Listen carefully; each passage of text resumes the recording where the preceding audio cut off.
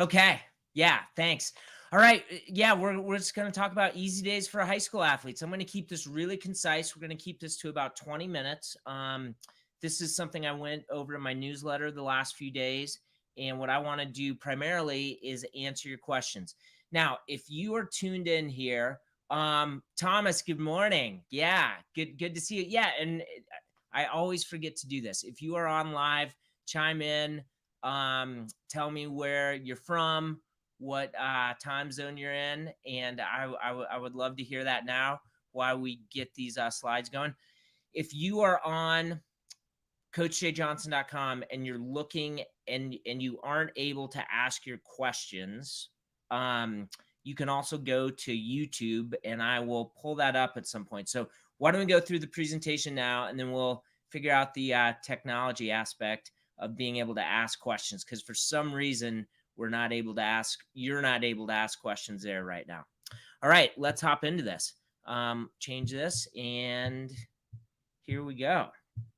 All right, this is the email I sent, and I just copied and pasted this. In my last email, I talked about 4 elements that are in a warm-up, and these are very simple, but what we're going to do today is go into more depth. We need to do a dynamic warm-up that's intelligent, and I love the word hodgepodge, not just a hodgepodge of all these different exercises that you could put together, but they're just kind of random. Okay, we need to do easy running. That's obvious. One of the things I learned from a coach a long time ago is just this very simple idea of we want to get oxygen-rich blood to muscle fiber that was beat up, or you probably know that term, micro tears, that had some micro tears from a hard workout the day prior. Okay.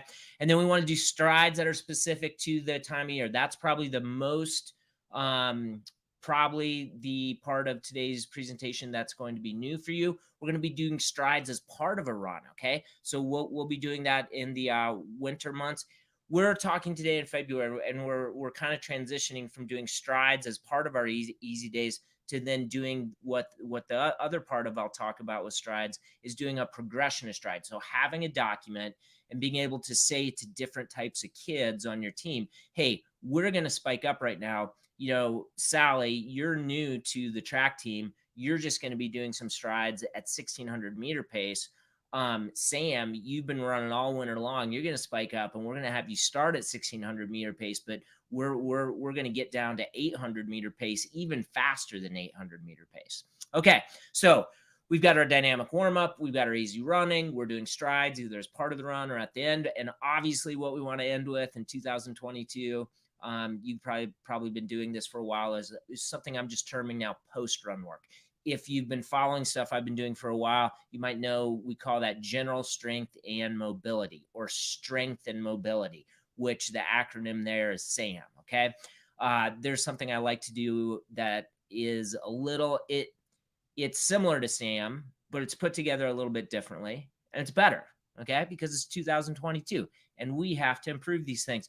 Let's just go back to this really quick. We've got Des Moines, Iowa, West Palm Beach, Florida, Salina, Kansas, and Pennsylvania. So this is great. This is exciting. All right, let's hop into this. Let's go into the dynamic warm-up. We're going to keep this really simple. And I'm going to let people chime in on the chat here. If you've either done the lunge matrix, or you're currently doing the lunge matrix, or you've done leg swings, or you're currently done leg swings, let me know if you're doing that work. I do leg swings. I was gonna say I do them before every workout. I hopped on the bike yesterday in my basement and did not do my leg swings prior because I was crunched for time, and that's really embarrassing. I had probably 2 years where I was just so anal about saying, hey, I've got to do leg swings for, it's going to take about 2 minutes. And if that, takes 2 minutes off a bike ride or a hike or a really easy jog, I've got to do that. And it's just ironic that on a Friday prior to a Saturday webinar, I didn't do it. But doing leg swings and the lunge matrix is great. I don't see anybody chiming in here saying they do them, but I know a lot of people do those. That's a great way to warm up. We like the lunge matrix because we're moving in all 3 planes of motion. But trust me, Jeff Bolay's warm up is better. And I meant to have this teed up. I was going to have the video on my phone. What if you take one thing from this from this webinar, it's going to be this. You're going to go to coachjjohnson.com. It's going to say free videos and free workouts. The free video is primarily Jeff's videos. Now, when you opt in, that just means sharing your email. When you share your email, you're going to get access to these videos. And I keep holding this as if I'm holding my phone. You know, you'll be able to watch those videos on your phone. You've got Jeff's warm up, which you can use with your athletes. Then I've also organized things like Core X, leg swings, lunge matrix, all of the CM videos on your phone as well. And there's an integration of those things that you can use with your athletes. But in my own running and in every piece of coaching I'm doing, whether I'm coaching just a small number of athletes this winter, you know, who don't have a coach meeting them, or something that basically reaches a lot more athletes, is I'm coaching about 100 coaches in my track training system. You know, they all coach somewhere between 20 and 60 kids. All those athletes are just doing Jeff's warm up. And this is before every easy run. It's before easy runs. It's before workouts. It's before long runs. You just do the same warm up. So I want to hop in here and answer some questions. Why are leg swings important? I'm going to get to that a little bit later. I'm going to take all these questions. That's a great one now to do at the end of this presentation. Huey says they've been doing them for 4 to 5 years. Linda says they're doing them too.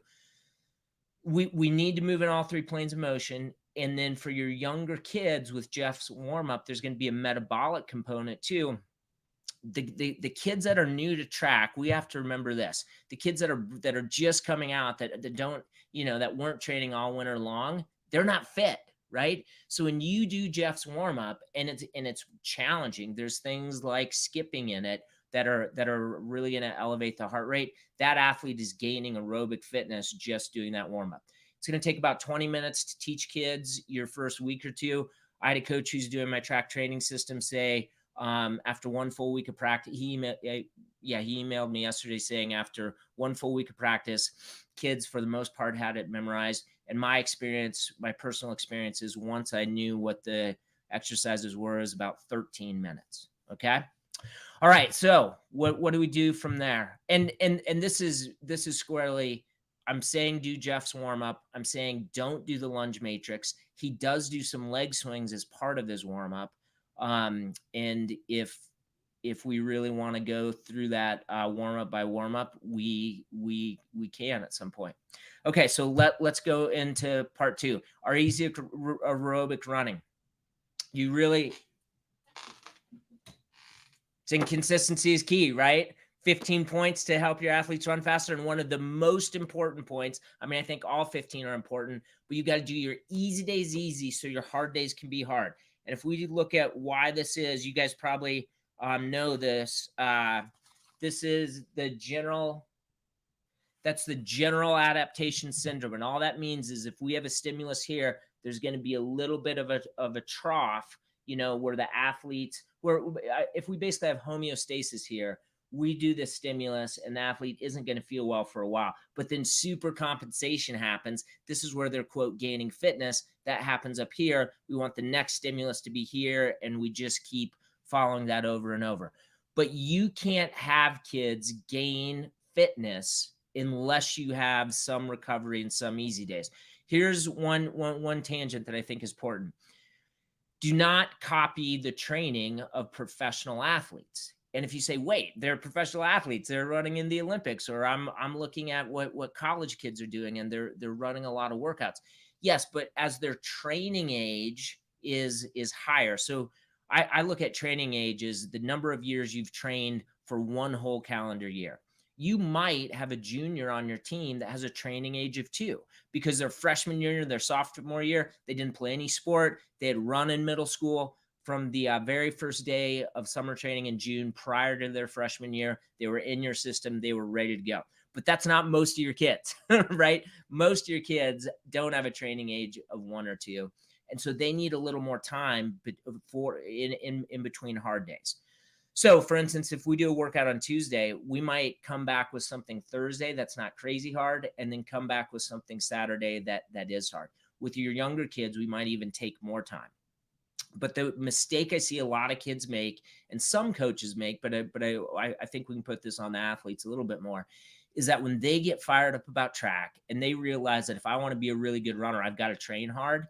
What they end up doing is wanting to run that easy day faster, right? And we do not want them doing that. We want them running that easy day easy. Now, I got this fancy new GPS watch, the Coros, I think is how you pronounce it.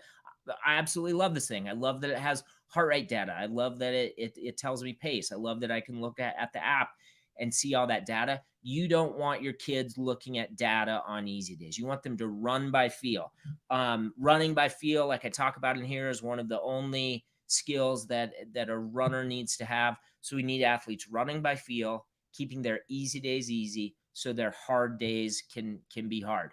I don't think we need to go into a lot more detail here, because I think as long as you keep this easy day easy, we've done our dynamic warm up. Now we're going into running, and now we're about to talk about how we're going to do strides. Just keep that easy running easy. Let's go to some questions. This is informative to me, says Tomer. In the past, I would do harder post-run work on easy day. Now we'll change that. Absolutely. Yeah, we got to keep our easy days easy. But Thomas, this is great. It's 2022. We are solidly doing post-run work, okay? So, and here's one tangent too. I've got goosebumps telling you this, because this is great for me, because I forget that not everybody knows some of the information I've been learning over the last couple of years. When I'm at practice with Jeff Bollea and we're shooting the videos, this was back in 2020. I have this camp called the Boulder Running Camps. This will be the 20th year. Well, this will be 20 years since we've started the camp. We obviously didn't have camps in 2020, and we weren't able to do them in 2021. So I'm shooting these videos with Jeff for a virtual camp, and just kind of off camera, we're talking about the idea of, hey, why would we use some challenging general strength? And he talks about using it as a recovery modality for athletes who are really fit. But Thomas, I think this goes back to your kids who aren't as fit. A lot of post-run work is a big stress. So if we go back to that general, and I'm going to close this out here for a second so you can see this. If we go to the general adaptation syndrome, and I think syndrome could get you off on the wrong. If we look at this here, and this could be a workout, this could be a race. If this trough is these are basically nice. What I want to say, this goes down an appropriate amount, and this comes up, meaning this was hard but not crazy hard. And then you give the athlete a day, and then the super compensation happens. But Thomas, what we don't want is that the easy days are going way lower because you did a lot of hard post-run work. And as I'll talk about in about 10 or 15 minutes, we'll talk about the post-run work. We break it into easy days and hard days. If you did put in the hard post-run work, now the easy day becomes more of a medium day. For the most part, I don't believe in medium days for high school athletes. Now, if you're a coach doing my track training system, you're saying, Jay, aren't our Thursdays kind of medium days? Yes, but for the most part, I think, if I'm coaching a high school kid and I can't see him, we're just going to do easy days and hard days. And I think for this group here, when I'm not walking you through training, let's just say we have easy days and hard days, because it increases our chance that the athletes are going to run fast. Medium days are, again, when you follow professional runners on Instagram, or you go to a coaching clinic and you listen to a college coach, athletes with a bigger training age can handle those medium days. But when we have young athletes, we're speaking here on February 12th. I think for a lot of states, it's Monday, February 21st, which is the first Monday, the first week of official practice. If you have kids that are coming out that haven't run all winter, man, we've got to keep our easy days really easy and just have the hard days be races and some hard workouts. And I'm so bad with names. I'm going to pronounce it. Linnea says, I have athletes who have had zero training before February 21st. How short should my easy days be? That's a great question. We'll get to that. Because on paper, it's going to look like that. Yeah. Why don't I just answer this now? We're going to do Jeff's warm up. That's 13 minutes. And we might just do a circuit workout. Okay. This would be a hard day. Circuit workouts. You can find, I will share this on Twitter. Okay. You have to follow her on Twitter, and I will share it in a newsletter next week as well. But, all you have to do is search Jay Johnson and circuits. So you could do some circuits with your kids. And then if you do the circuits, there's got some of that general strength work in it. So you maybe don't do the post run work. The other thing you can do with kids is we're doing Jeff's 13-minute run or 13-minute warm up. Now we're just sending them out for a 20-minute run. If it's kids who've never run before, that's even going to be too much. So we'll just spike them up and have them do strides, which I'm about to talk about in a moment. And then we're going to do our post run work. So the strides between actually running them and walking around, let's say that's 15 minutes. And then our post run work is 15 minutes. That adds up to 43 minutes. Okay. And then there's a huge component, I think, for kids who are new to the sport. We've got to give them time to have a social experience with track. We don't want track to be, we just come and train hard and it's not fun. Okay. So I'll leave that up to you as to how you're going to keep things fun. Yeah, and I've got to do a better job. I've got my slides and I feel like I want to go through them, but let's take Q&A. Let's take Q&A like they're coming in here. Brian says, would you define easy pace as conversational pace? Sometimes I get kids who hear the word easy and they're barely shuffling their feet. Oh, got it. All right. So, and I want to go back to one thing. The social experience is huge, right? I was talking to my daughter, who ran cross country this year in 7th grade, and she's friends with all the kids at school. She's at a middle school where there's 6th graders, 7th graders, 8th graders, and she's friends with some 6th graders. I'm like, tell them to come out for cross country next year. Like, that's how you build a good cross country team, is you get your friends coming out. And this light bulb went off for her, thinking, yeah, that's something I could do. Their mom was, my girl's mom was an All-American at Georgetown in cross country. But if you go back to when she was in high school, another friend asked her to come out for the cross country team. My girl's mom was there for one day, lasted. The other girl went to one practice, never ran, ran one day, did not run after that. And I just think that experience happens sometimes, right? So we want our track teams and our cross country teams to be fun. Going back to the easy pace, I do think when kids are training at a high level, and I'm looking for it, I don't have it here, at the Boulder Running Clinics this past winter, Jonathan Dalby of Mountain Vista spoke, and he had an athlete who broke our state records, both at the state meet, back-to-back days, 148 in the 800 and 404 for 1600. But that's up here in Colorado at 5,000 feet. So that's solidly a sub 4-minute effort to run 404. His easy days relative to how fast he was, Brian, were definitely kind of shuffling days, because he'd be running like 8-minute pace. I'm pausing. Pretty sure it was like 8:30 pace. Now, not often. I mean, more often it was like, 7:30, 7:45, things like that. I do think that if you have kids running 10-minute pace who are hoping to be competitive in the 1600, you're better off really shortening that easy run. Let's run a little bit faster. It should be conversational, but if the reason they're conversing during the easy run is to have that social aspect, let's shorten the run. Let's do our strides. Let's do our post run work. And then let's just have some social time after that. Okay. But what we don't want with shuffling too is, like, if I'm running like this and I'm shuffling, right? That's not the running posture I want to encourage. I want to be running up tall, striking under my hips.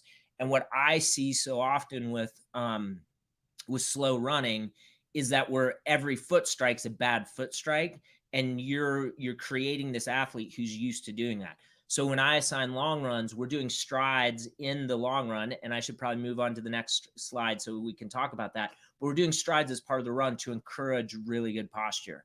And then, Rod, do you suggest doing 2 easy days in a row if they have not recovered from a hard day, or is it Is there a gauge of something you look for if they have not recovered? These are all great questions. I'm going to keep going through the slides because I want to see, I want you to see what the whole picture looks like. Easy day that's got 4 components, and then we will go back point by point.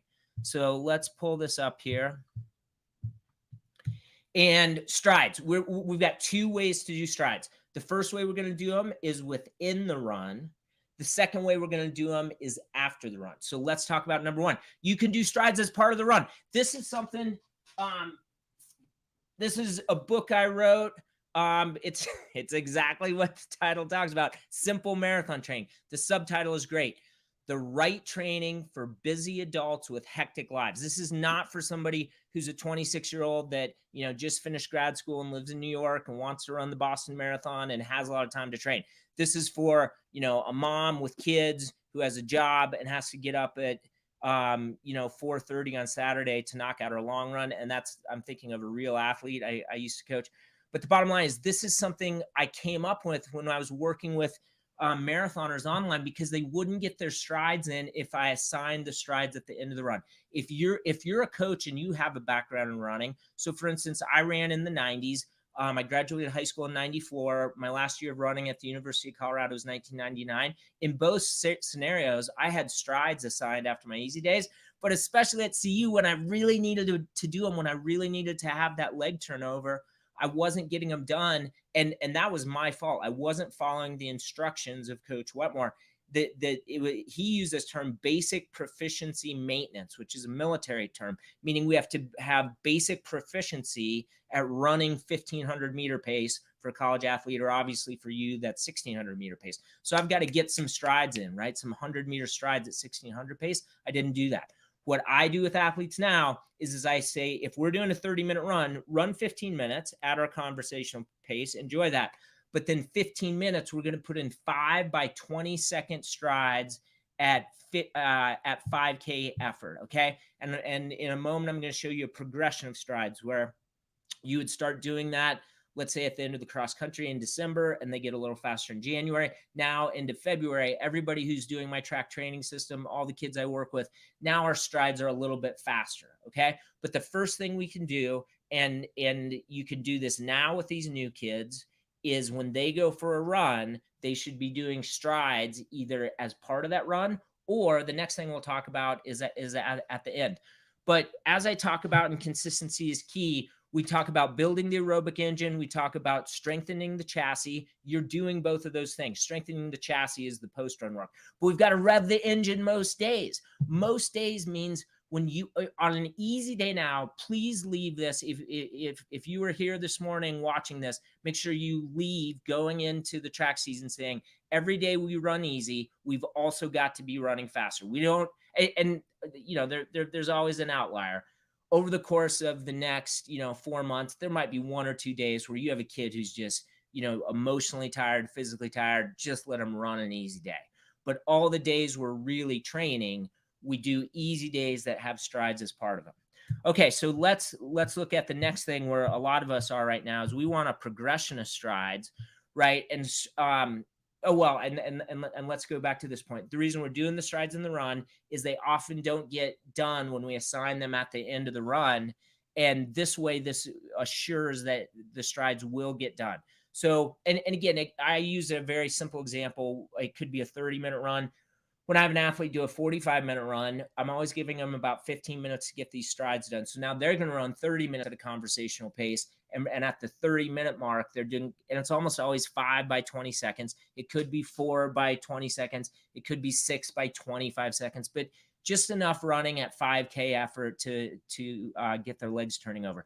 I think the big key, and this isn't part of an easy day, but just so you know, when I have athletes doing a long run, whether it's a 50-minute long run or a 90-minute long run, they're always doing strides at the end of that long run as well.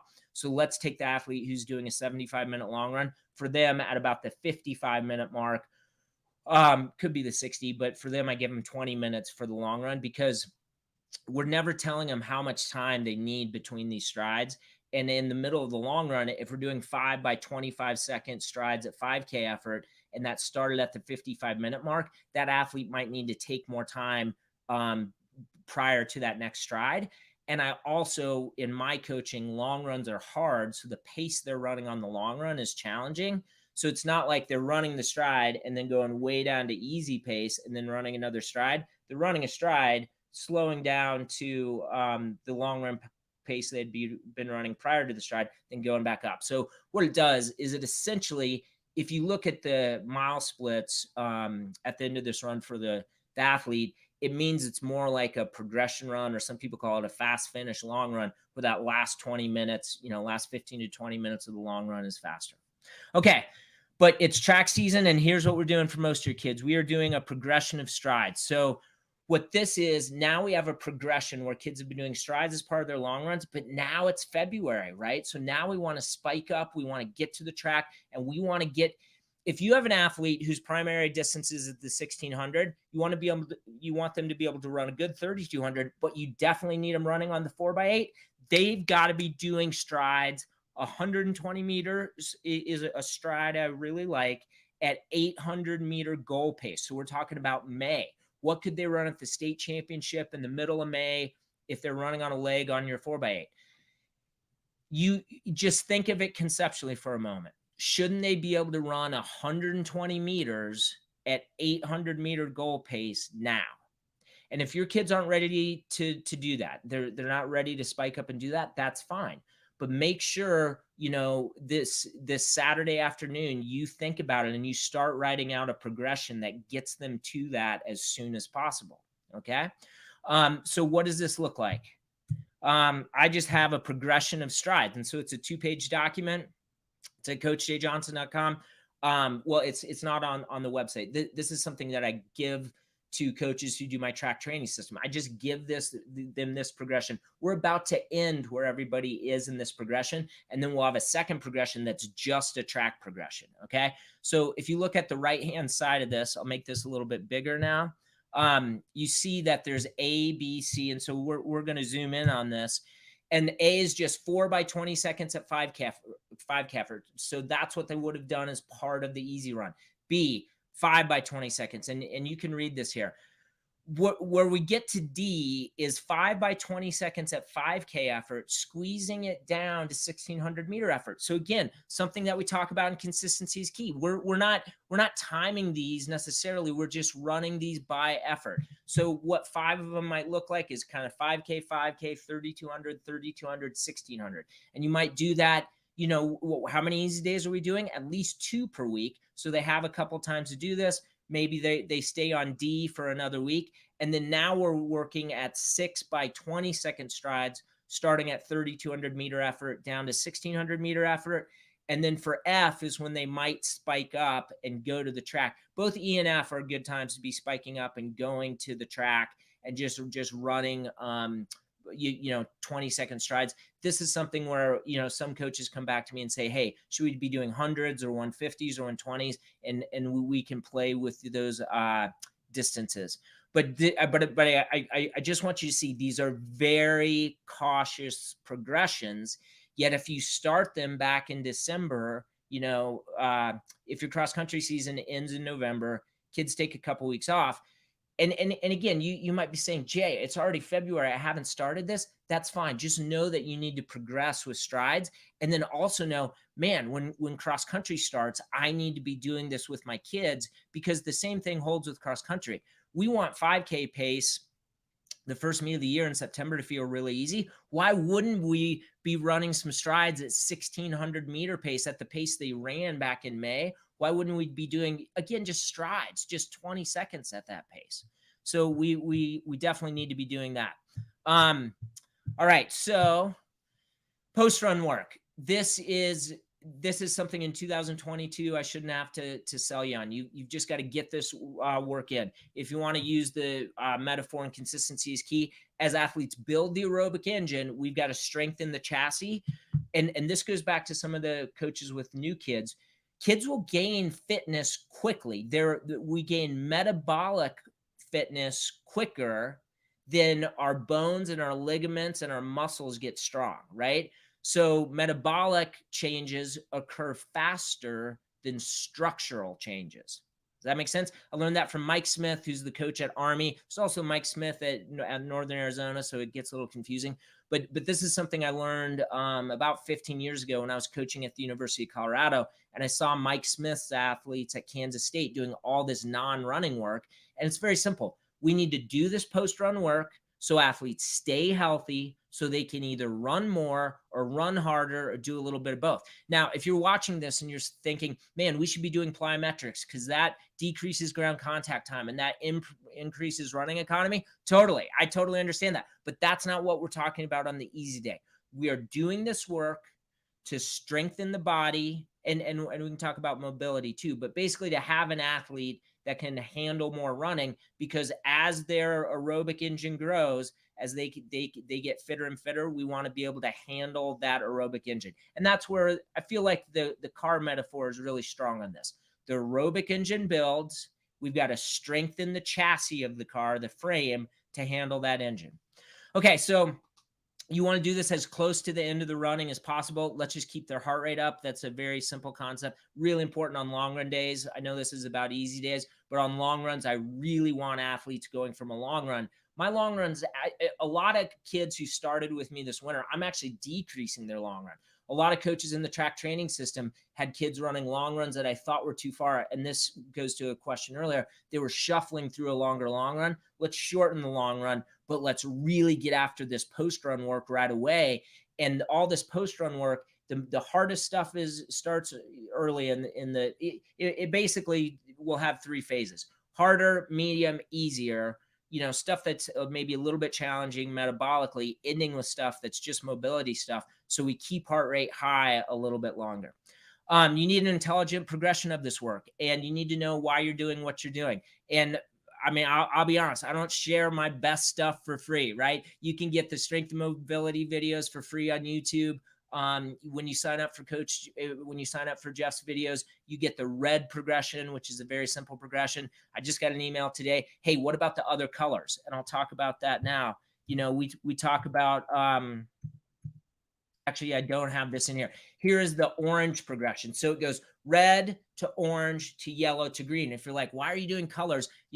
I'm familiar with your SAM work. Why aren't we doing phase 1, phase 2, phase 3, phase 4? I just don't want a kid in your program who's doing the red progression, which is the easiest, which is the first one, to feel like, man, I'm not working hard. This is challenging. Your athlete who's been training this winter, they should be on the yellow progression. I mean, finishing orange, but I have a lot of kids on the yellow progression right now, and the yellow progression is really hard. You want all your kids at the track doing their post-run work, feeling like, man, I'm really challenging myself. So this is what the orange progression looks like. You've got your easy day on one side, you've got your hard post-run work, and this is an integration of what is in Jeff Bollet's videos and what's in a lot of the strength and mobility videos. So what I've done for coaches in the track training system, they have access to all these videos, they have it on their phone, and there's an integration of those things. So I'm using some of the things that are for free on YouTube, and I'm using some of the things from Jeff's progression, putting it into something that I'd like to think is an intelligent integration of those two. Okay, I simply break it into easy days and hard days. So when people make this too complicated sometimes. Just have a progression of easy days and have a hard day and have your kids. And again, you can use phases like we do use in SAM, but I like using those colors. Mine are pretty long. I get that criticism. Jay, you have way too much work in there. But I can tell you this, whether it's a 9th grader who wants to be an excellent runner or it's a 55-year-old who wants to be an excellent runner, they will do this work. We too often assume that kids will not stay mentally engaged for a long time after a workout. I've seen tons of kids run hard 70, 75, 80, 85-minute runs and then knock out 25 or 30 minutes of this. And what's beautiful about that is that last, from 75 minutes to 85 minutes, they're doing these strides. They're working hard. They're really engaged. And boom, they go into 20, 25, sometimes 30 minutes of post-run work. Now, on your easy day, I don't like this to take longer than 15 minutes. It will, if you do this work this week, if you go to the SAM videos, it's going to take 20 minutes because the kids don't know the exercises. But once they know what everything is, once they know what an iron cross is and what donkey kicks are and all this stuff, it's going to go fast. Okay. One little tangent, kids memorize this stuff. Wow. I mean, I don't think you can expect them to memorize all this stuff in the first day or two. But, and then the other thing is, obviously, if you print these documents, all the coaches in the track training system, they have the document, they print them out. You know, you can get those little plastic sleeves at Office Max or whatever, and you just lay those out. You know, you have 4 or 5 of them, spread kids out. Once they've seen the exercise once or twice, they know what it is in their brain, so they don't have to be going back to their phone over and over. Okay, so let's take some questions now. And then the other thing is, I'll talk about the track training system, talk about some of this training. If you're interested, the idea now is, if you're interested in what I do with coaches in the winter, looking at like some of these workouts, looking at how I lay out a season, how I look at individual workouts, we can talk about that after we take questions. So now it's just questions about easy days. Take a little sip of water. Okay, there's a great question. Man, Huey's really rolling in with all these great questions. Okay, let's go back to Rod's question. I don't think, actually, I'm going to go through these one by one. Please give me a moment. We definitely got to go back to the question about kids with zero training, because that's such a great one. But let's see if we can, because I have some big picture answers for that. Brian's question about shuffling, answered that one. Rod, do you suggest doing 2 easy days in a row if they have not recovered from a hard day, or is it a gauge of something you look for if they have not recovered? Man, I think too often the term "the art of coaching" is used, right? Because I think that's a really lazy way of saying, you know, we're just going to do this day and whatnot. The way there, I would like to think that I'm somebody who can who has the skill set where the term "the art of coaching" applies, because this is definitely something that you have to do by feel. I've seen enough athletes coming into a workout tired, and when I was a younger coach, we were going to do whatever was assigned.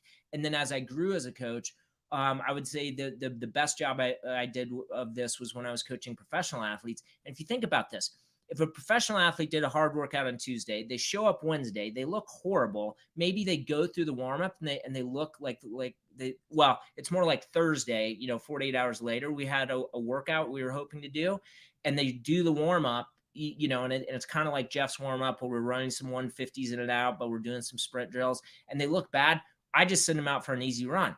And you might say, yeah, I can have my kids do that. This is a professional runner whose livelihood is made from running. And it was a little more of a sell to say, hey, you need to take a day off, where what they want to do is train. Okay. But always, Rod, you're on the right track, and trust the idea that we always want to be a little bit undertrained and fired up to race. So if we looked at percentages, we don't want a kid training at 100%. We want a kid at 97%, 95, maybe 92, and chomping at the bit to spike up, go to that next meet and race. Okay. So we always want to be a little bit undertrained. And this is 365 days a year. I don't care. I think this applies to college and professional runners too, but definitely to high school kids. We want them undertrained, fired up to race. And if I had to make a list of the, 5 or 10 mistakes I see coaches make, and again, if you're watching this at 8 a.m. Mountain Time or 8:39 Mountain Time, I mean, the latest it is 10:39 on a Saturday. You are motivated. You're fired up to help kids. I think you need to say, when Jay says, mistakes coaches make, you make mistakes because you're fired up. You make mistakes sometimes of over assigning workouts or wanting kids to, to really stay engaged and to really train hard, and just take a step back and say, hey, we want to be a little bit undertrained. And if we never want a kid mentally tired. So every time we have a race, and there are some people who over race, but every time we have an important race, my job is to make sure that athlete is fired up and ready to compete. Okay. Huey, I like this. Do you use Tin Man or Daniels calculators for easy paces? I mean, I will die on this sword. I think assigning paces for easy days is a really bad idea. Okay. We want to run by feel. Let's use an example of somebody who didn't have pace assignments. We're going to talk about Harrison Witt. Harrison Witt is the young man I was alluding to, the state of Colorado, all-time state record holder in the 800, all-time state record holder in the 1600. His coach, Jonathan Dalby, is one of the best coaches in the country. Jonathan never gives him a pace for the easy days. Harrison can go as slow as he wants on an easy day. Now, over the course of the year, his easy days, like, he's not going 9-minute pace, but there were a couple times where I think it was 9-minute pace, but it was definitely in the 8s. If you think about a guy who can run 4:04 at altitude, which will solidly converts to a sub 4-minute miler, who's running 8-minute pace, then we have to give your kid, whether it's a boy or a girl who's a 550, 1600 meter runner, they should be running easy on some of those days. And I'm going to hold off on the idea why I think sometimes assigning paces for threshold runs. No, I'm going to talk about that now. In my track training system, when we go for a fartlek workout, or we go for a progression run, or when we do have things like aerobic repeats that are getting closer to what Tin Man's critical velocity pace reps look like, I don't like assigning paces for this reason. If you had 2 weeks of training and you plug kids into a calculator, and we're going to do a hard workout on Monday or Tuesday, whenever it is, and you know that the athlete is capable of running this for a pace, at a minimum, I'd want to underassign them, because we don't know if the calculus test went horrible. We don't know if the girlfriend or the boyfriend, was mean to him that day, or what's going on socially for this high school athlete. A motivated athlete will always hit those times early in the workout. But if they struggle to hit the times later in the workout, they will do just that. They will struggle, but because they're motivated, they will do it. But that digs a hole for the next workout and the next workout.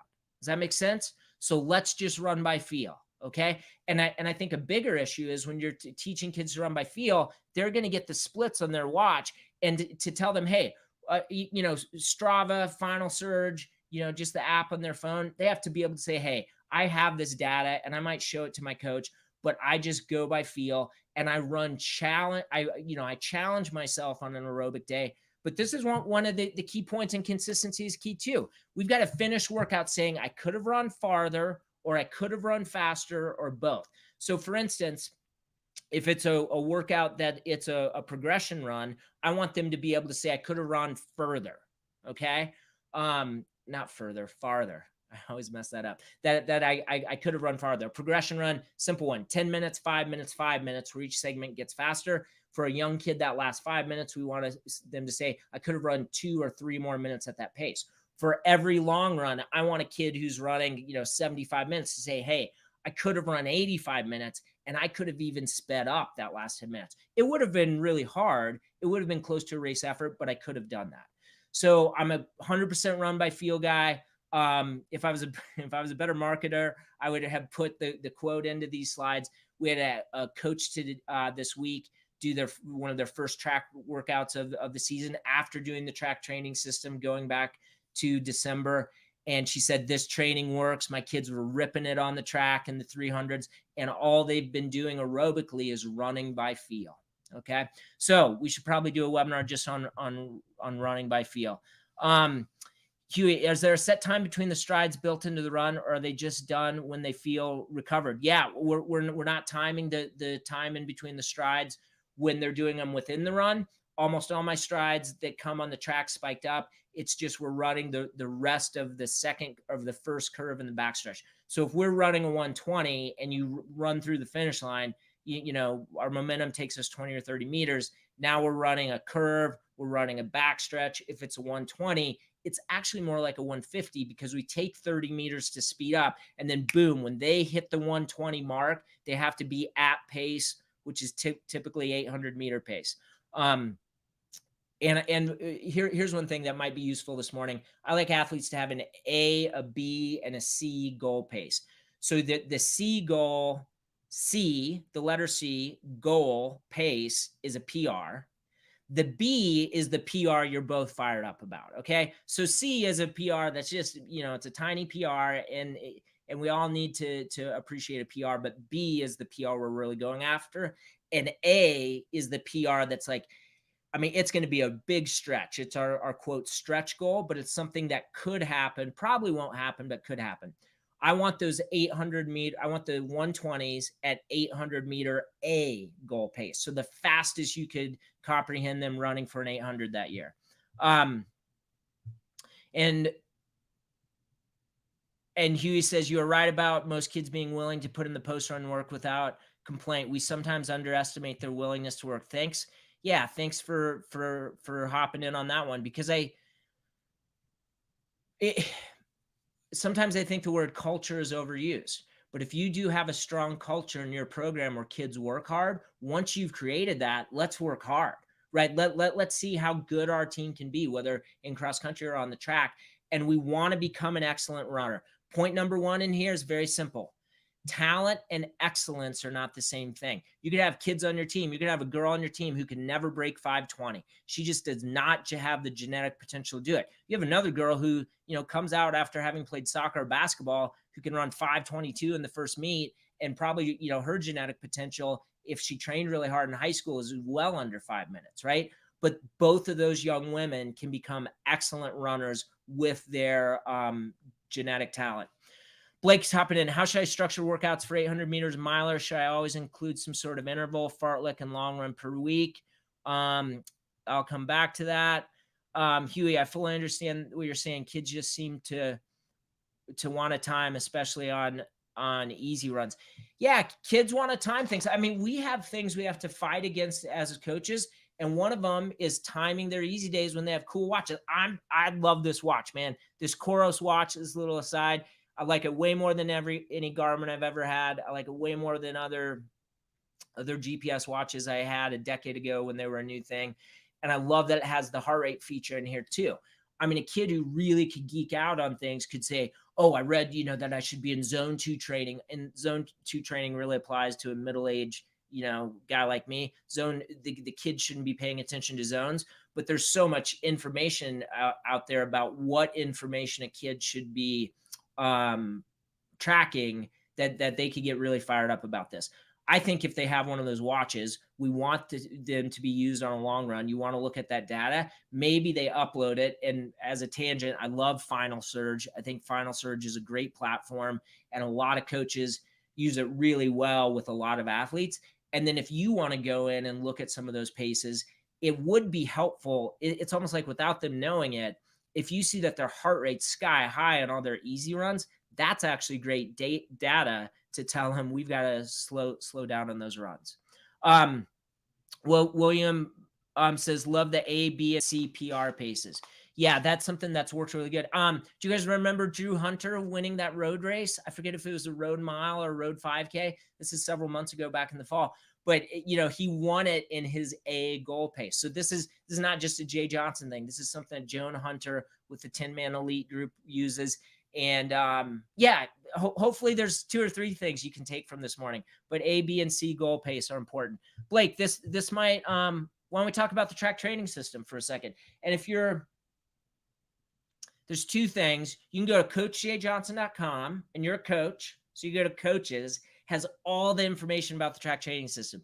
If you're watching this on Coach Jay Johnson's site and you can't see the Q&A here, just make sure that you look at that link under there. There's basically a button you can click where you can purchase the track training system.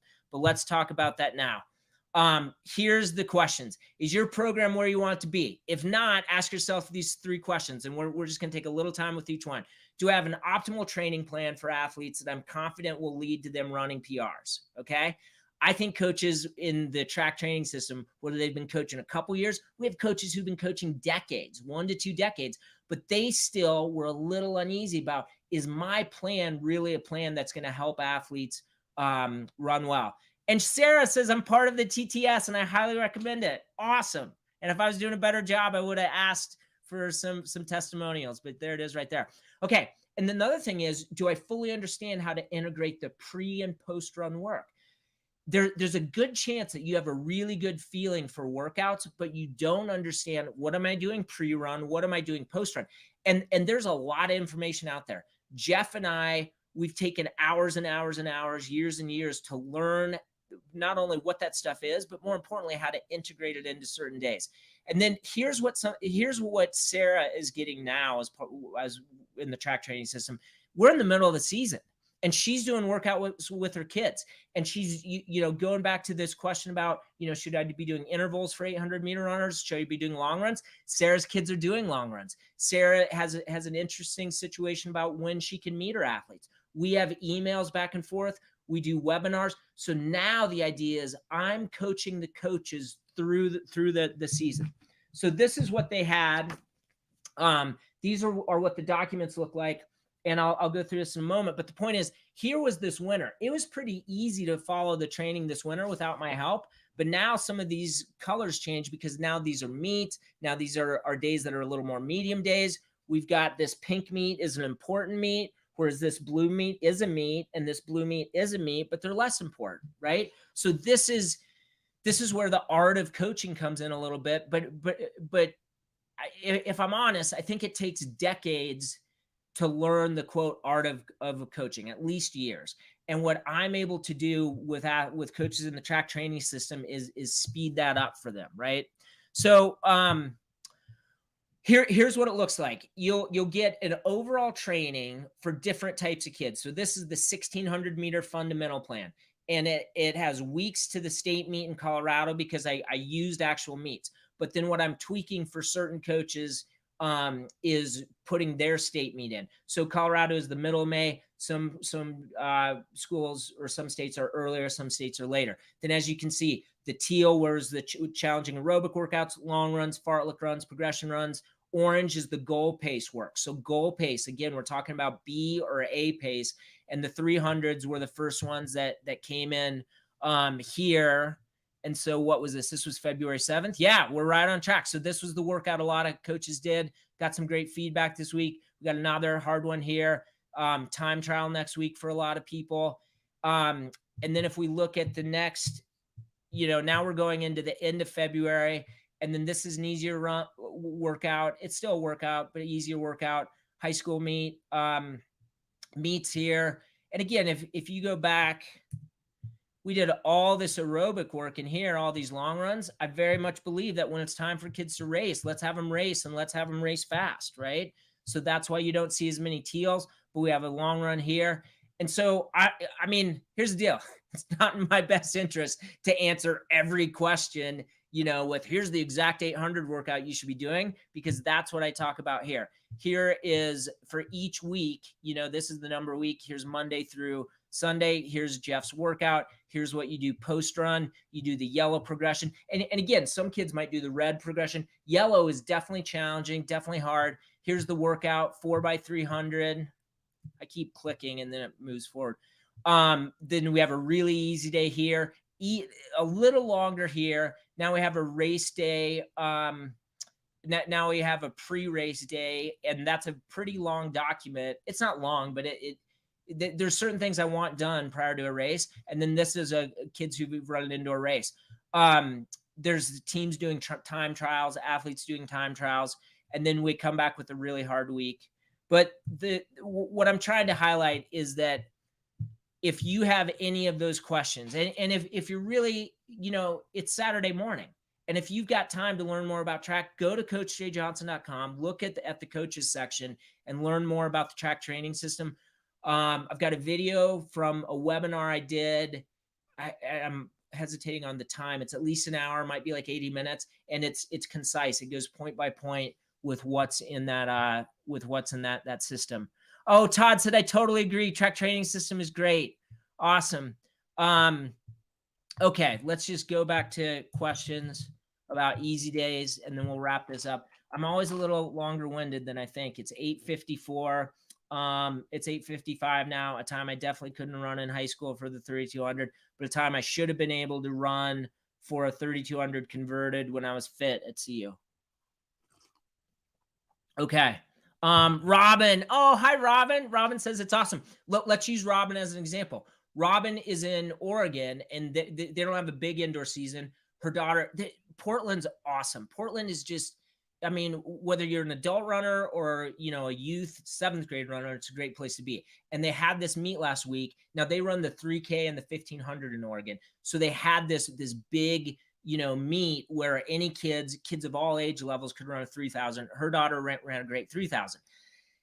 Her daughter's been training her tail off this winter. And I said, hey, would she, you know, in this next week in training, technically the next week written down here is to have an indoor meet or to have a big week of training. Hey, let's go to the track if her daughter's fired up to go to a 1,000-meter time trial. And that's what we're thinking makes sense. But then this is what I'll help her with, is adjusting.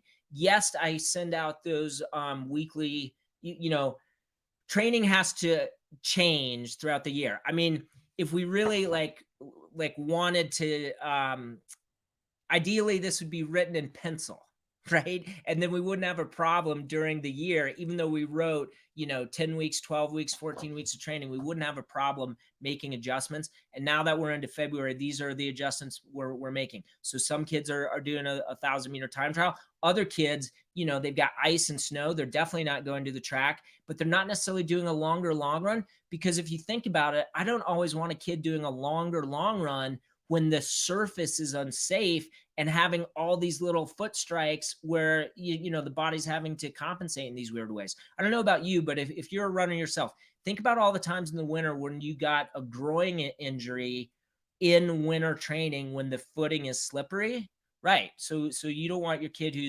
has a lower training age to do that. Okay. In Maryland, Rod said, outdoor starts 1st of March. In the track training system, do you start with us on that date?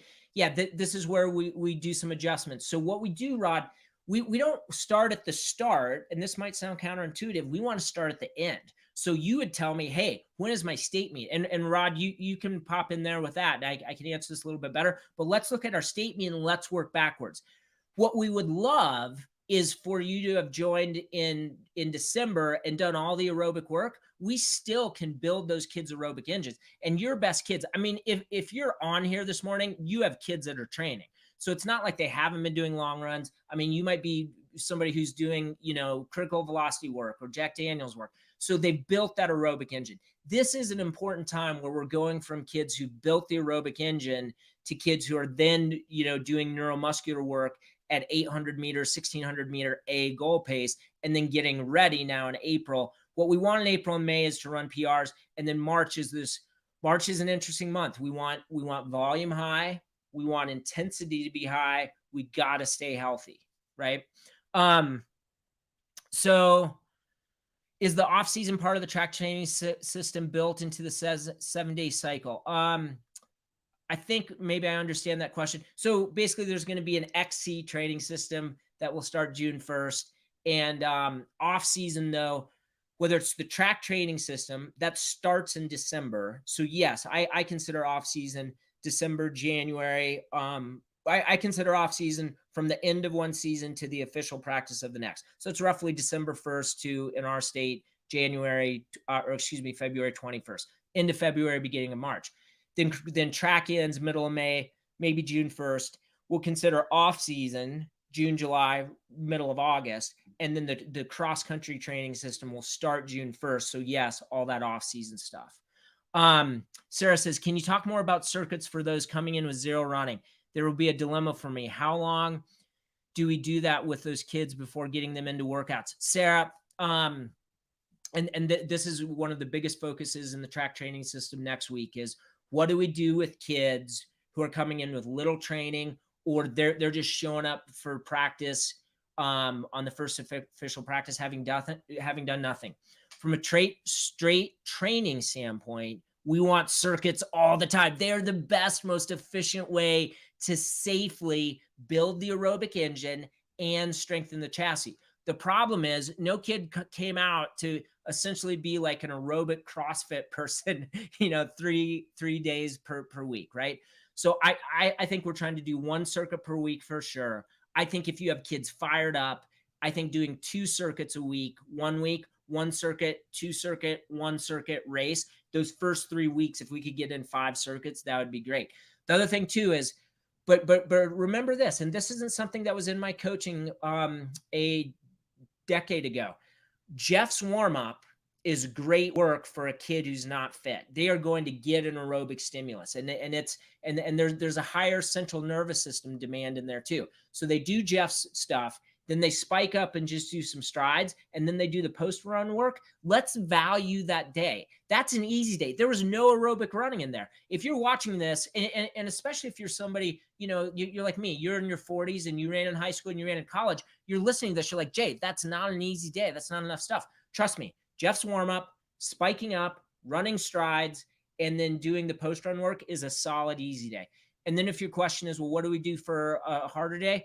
I was riding the training yesterday for 800 kids. We'll do like the high school version of Lane 4 Fartlek, which is a Frank Gagliato workout.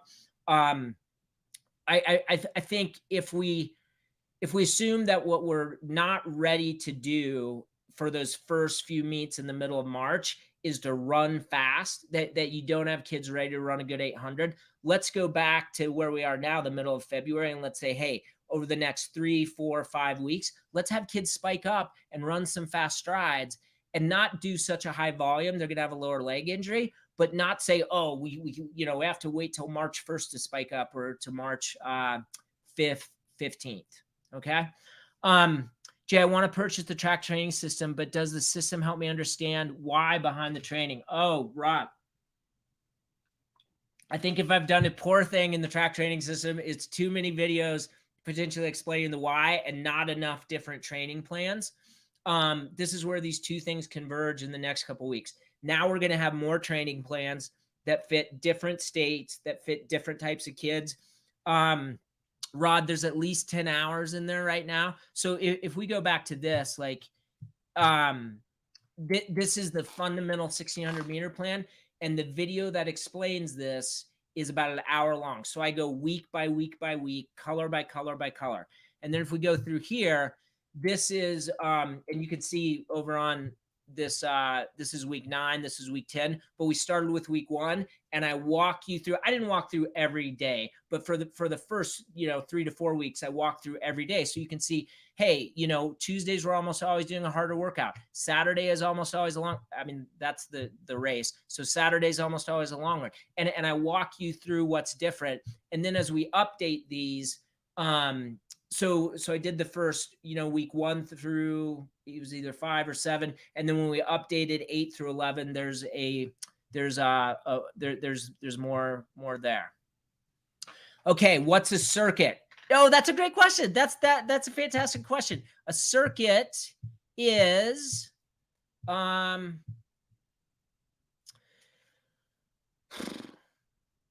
let's everybody get a drink of water. I need 45 seconds to pull this up. Okay. And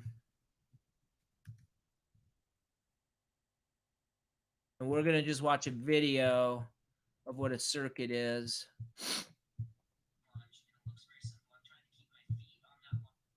And we're going to turn the volume down. And then I do love the software that I can share the video right now.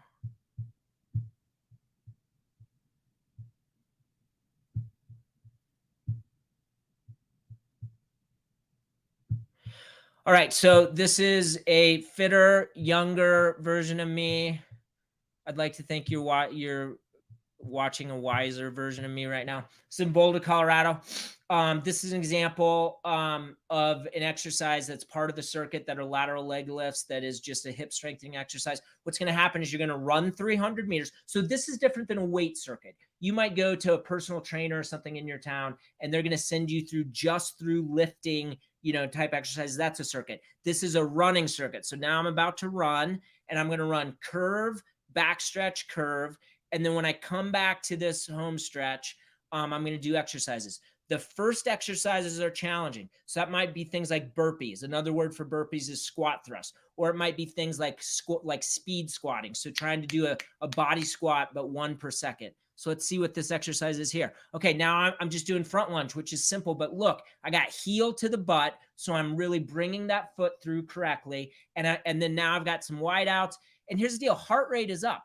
So what's beautiful about the circuit is the kid only ran 300 meters, right? You could go through 10 times. They're only going to run 3,000 meters. That's not even the 3,200. But now they've got to do challenging, those two challenging aerobic exercises. Now they're going to hold prone pedestal, which is a core strength exercise. Now supine pedestal. This is way harder than it looks, by the way. I mean, this really gets your posterior chain, right? The back of your body, in insertion of the hamstring. And now there's some more running. So this is intro to circuits. These are mislabeled. If you are part of the track training system, it's just in your app. You have these circuits. So you have this on your phone and you can show them to your kids. But this was just, this is just what these circuits are. And if you email me, jay@coachjayjohnson.com, I'll send you a PDF with QR codes that'll take you to these videos. So this is what a running circuit is. Nanette says, I love the track training system. So much info to help me figure out why. Thanks so much for the compliments about the track training system. I mean, bottom line is I'm just trying to help you as a coach be effective this season. Think of all the time you spend with the kids, and think of the time that means you're not spending with either your family or your loved ones, or just doing things that you love to do. You training for a marathon, you doing some ultra mountain bike ride, which is, things that in the state of Colorado take hours and hours and hours to train for. And I don't think you have to do the track training system. Oh, and I should say this, you have lifetime access. At least the group that's doing it in 2022, you guys will have lifetime access to this information. You're not going to have to do it every year, right? But even coaches who have a decade or 2 decades of experience, what I'm doing is helping them understand, hey, why do we do a long run? Why is a long run needing to happen on Saturday, and then we can come back with something hard Tuesday? One coach had a really good question this week, and the order of the workouts, I wanted them flip-flopped. There was a good rationale for why they wanted them this way, but I much prefer it this way. Okay, so it's that type of learning that's going on. And bottom line is you can go to coachjayjohnson.com. All the information about the track training systems there. Why don't we wrap this up? And here's the deal. If you like this stuff, put it in the comments. I've got my kids this weekend, and I've got to go parent pretty soon. We're entering breakfast time here. This is a big weekend. We got cinnamon rolls either today or tomorrow. Cinnamon rolls out of the can. But if you have kids, that's part of the joy too, is, that tension when they open the exploding can thing. Anyway, but I can do more of these on Saturdays. I've done some of these Wednesday night, and my energy level is lower Wednesday evening. And I think sometimes that's appropriate for adults talking about the marathon. But I think when we're talking about high school kids, I'm passionate about helping high school kids run fast. Okay. So I like to have better energy here. Roger Brown says, Coach, I want to run the decathlon in college, but do not know how to show colleges. All right. Yeah, Roger, I think in this day and age, reach out to coaches. I mean, you just we're talking about recruiting, but this applies to cross-country kids and track kids too. You have to make yourself recruitable. So you need a 1-page document with very simple things. Your PRs. And you might say, wait, don't they care about me as a student? They do. So put that next. Put your test scores. And why your test scores before your grades? Because test scores are standardized, and their school will have a bandwidth that you'll need to be in to not only get into the school, but the coach might have one to say, hey, I'll give you an example. When I was coaching at the University of Colorado, we could get an athlete in with, I think it was a 21 ACT. I think 18 was the lowest the NCAA would allow. And we had a couple athletes with 21 in the ACT. But here's the deal. The University of Colorado is not an Ivy League school, but it wasn't easy. So that athlete struggled a little bit to do well academically. So I wanted the bandwidth of at least a 25 to know that you could train at a really high level and not just coast through class, but that class wasn't going to be too hard. So simply just reach out to coaches. Huey says, these are always helpful. Thank you. And Linda says, yeah, that I've been very thorough with all aspects of the training. Here's the bottom line. We're going to do breakfast with the kids. I'm working on track training system stuff today because we do the 1,600 meter fundamental plan. It's time for coaches to see, hey, I've got a true mileage hog kid that has no leg speed. He needs to run the 3,200. The flip side is I have some girls coming out from basketball. They're not going to join me for a month, but what do I do with them? I think we could have a great 4x8 just with basketball girls, right? So all that stuff will be coming up. Okay. Gosh, I wish I could do that stuff right now. How weird is that? How weird is technology? That's Boulder, Colorado on a beautiful day doing some stuff. And yeah, if you have questions, well, there it is. CoachJayJohnson.com. There's a contact page and it'll have my email. And just so you know, there's info@CoachJayJohnson.com. That always comes to my inbox, or you guys can just email me, JAY@CoachJayJohnson.com. Have a great Saturday. This recording will be on YouTube. Just search my name on YouTube and it should be up momentarily. All right. Have a fantastic day.